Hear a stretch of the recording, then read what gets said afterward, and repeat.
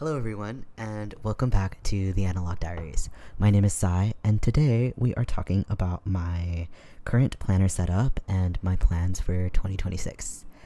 I have been a long time user of Hobonichi. It's been a couple of years now, but unfortunately, I, in starting my graduate program, I have been having a lot of trouble with keeping up with daily pages, and my life has been really revolved around the weekly setup.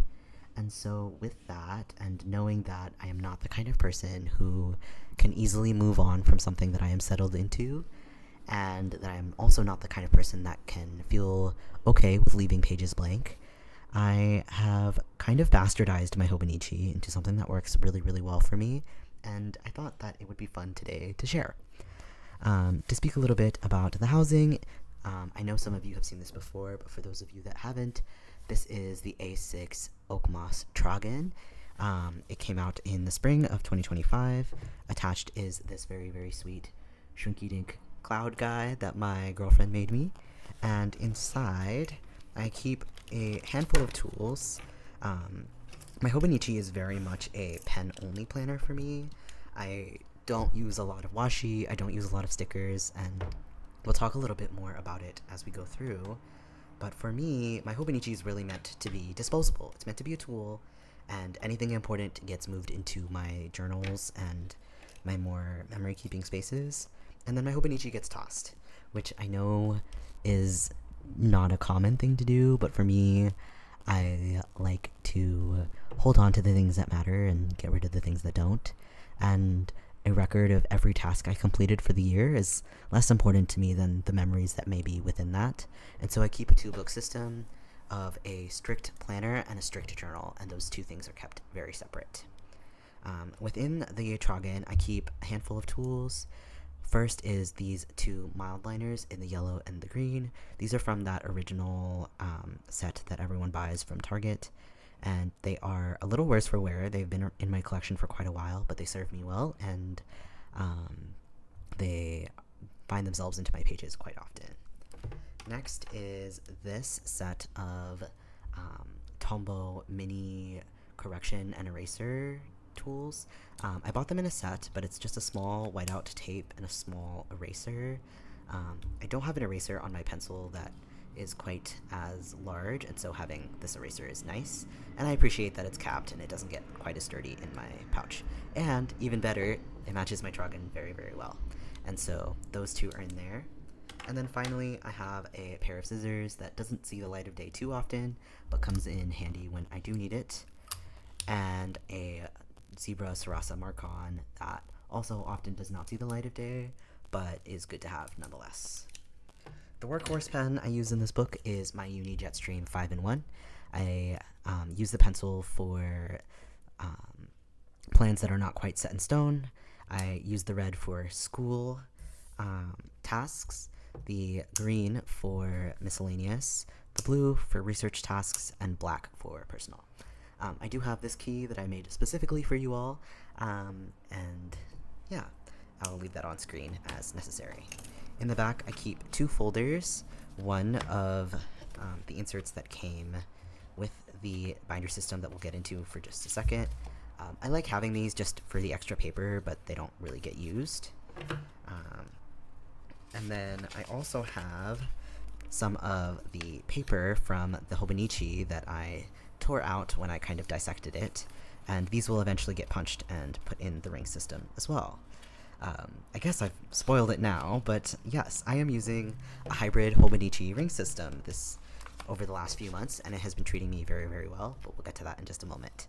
These are the Ayo Akumi folders, by the way, because I love her artwork, but could not justify getting the covers themselves. Okay, and those just live in the back pocket. Alright, so into the meat of the planner. Here we have my hybrid Hobonichi rings setup. So let me make sure that's in frame.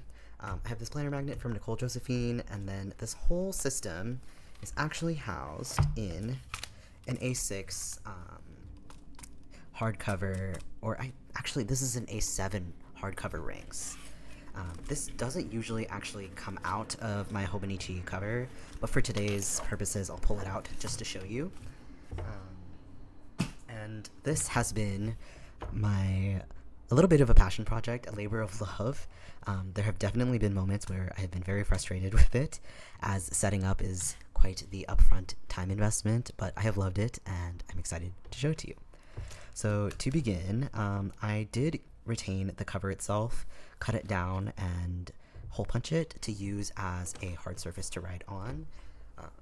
This is less of a problem in just this hardcover, but when it's in the Trogan, which it always is, having the hard surface over the pockets and the decorations is very, very helpful. And so that is why that is there. And also, it retains some of that Hobonichi design language that I know and love and feel comfortable in, and so I'm able to hold on to it in the ways that I can. Next is the 2026 year at a glance. This is just cut and pasted here for easy reference, and I've color-coded it for my class schedule. Same thing with the 2025 year at a glance, and then I went ahead and tossed out January through June of my trackers. Once again, don't really have a use for them, and I like to keep my planner system light where possible, just because it's such a functional tool for me, and I need to be able to take it with me everywhere, which is a large part of also why, as I realized I needed more space, I decided against doing the cousin, in part because I wanted to be able to use something that worked for me now, and buying a whole new cousin didn't feel reasonable, and in part because it becomes more portable in the A6 size, and I much, much prefer the constriction of the A6 size, because that keeps me from kind of overscheduling and burning myself out. So yes, in this one line a day section, I keep a habit tracker. Yellow denotes anything that I've done halfway, so in my up before 8 a.m. habit, if I'm up before 9 a.m., I'll give myself yellow, and then I give myself green for any day that I complete in full. I prefer green, it is my favorite color, and so it makes me happy to kind of fill these boxes out and incentivizes me to do the things that I'm supposed to be doing anyways. And so I have June through December of that. Then I have moved my media log from the back of the book to the front, just with the rest of the yearly kind of tracker and log pages. And so this is the series of books I've read this year. And once I run out of these, I found that there is actually a printable for this particular page on the Hobonichi website, and so I will just be printing it off from there and continuing to use it. Next is an end paper divider, and once again is the cut down monthly pages. These work just fine for me. One thing that I'm sure you have noticed is that the pages are not quite lined up correctly just yet. That is in large part because I do not know how to use my hole puncher well, and I cannot bear to throw out this really beautiful Tomoe paper. And so I'm using what I have, and eventually it will end up being much more satisfying and lined up. But for now, it works, and I am not the type to toss these things out.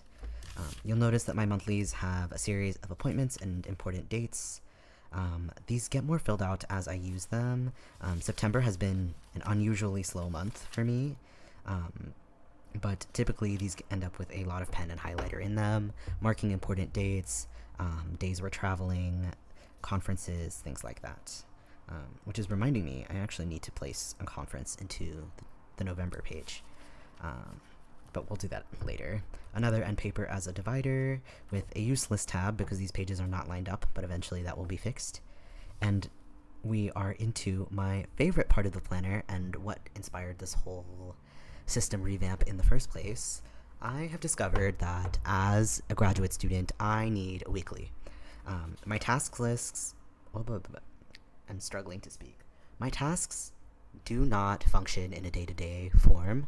I really need to be able to work week by week, as my due dates are often all on Friday, and listing them all on Friday does not work for me. I need to have a good idea of what I'm working on each day, as well as the due date, which is frequently just on Friday or Monday. And to list everything on Friday or Monday leaves me no space to do anything else. But also, there is some flexibility in when I get my tasks done, so long as they are done within the week.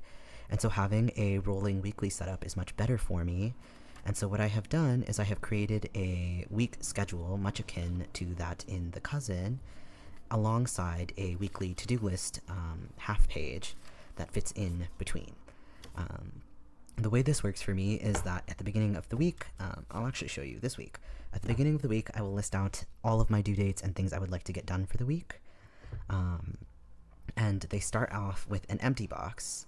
Once they are scheduled into my weekly pages, my vertical weeklies, they get a dash, and then once they are completed, they are crossed out, migrated, they are marked backwards if I complete something early, or they are slashed halfway through if they are halfway completed. And actually, this statistics project is fully completed, so I can finish that out. And that makes it very easy for me to see what I'm working on and where, as well as keep a really strong idea of how much I've progressed on my goals for the week, as well as schedule within my days. So something that has become to be very important for me and work very well for me is scheduling tasks in my days in a block alongside my meetings. So as a graduate student, I have quite a few classes, I have quite a few meetings, and I find myself really needing to fit tasks in between those meetings. And knowing myself, I know what kinds of things I'm able to do between certain types of meetings. For example, between this lab meeting and this journal club, I'm able to work really hard because I get the rest of journal club. I'm not able to get anything done between journal club and class because that hour I end up socializing. And so I'm really able to schedule with a good understanding of what is going on within the week. And because these meetings block off so much of my task space, it keeps me from overscheduling my meeting heavy days. A great example is this day where I have 4 meetings and a class, and I'm only able to really fit in 5 tasks. And because of that, it keeps me from overscheduling my busy days, and I'm really able to make sure that I'm not overdoing it and I'm able to fit things in throughout the week. And so that is how that works. At the beginning of the week, I will list out my to-do list, and then I will schedule things in. I'll move things around as necessary, and things will typically be done by the end of day on Friday, with a few tasks moving into Saturday and Sunday. Saturday and Sunday end up being pretty empty, except for personal tasks, which I will often just list in Saturday, as opposed to splitting them up, because I don't really care when in the weekend I get them done. This weekend, however, we are traveling, and so I am not quite sure how I will get things done, but the goal is that I have everything done by Friday. And so yeah, that is how I schedule out my weeks. It has been working very, very well for me. I do color code the types of tasks I have, with black being personal, blue being research, and red being class. And that works very, very, very well for me. In addition to these weekly pages, I'm realizing I didn't share anything about how I made these pages. These weekly pages I painstakingly made from scratch in a mix of Canva and GoodNotes. I scanned in the grid itself from my blank Hobonichi notebook, and then was able to kind of copy Hobonichi's fonts and design style to make these weeklies. It is quite similar to the cousin, with a few slight tweaks to make it better for this size and to kind of rid myself of the dead space that is often found in the cousin. Additionally, this schedule runs from 7 to 9, which is more suited to my personal schedule. And yes, I have found it very joy-inducing and very satisfying that this is so well matched to the original Hobonichi pages themselves. It's perfect, and it brings me a lot of joy. In the case that anyone is interested in getting a series of these printables for themselves, please let me know in the comments. I have been toying with the idea of resizing them to fit more traditional binder sizes, as well as just having them available in this A6 page size for anyone that would be interested in pasting them into their Hobonichi or adding them to their own existing ring setup. I do think they're quite nice, and I wasn't able to find anything like them.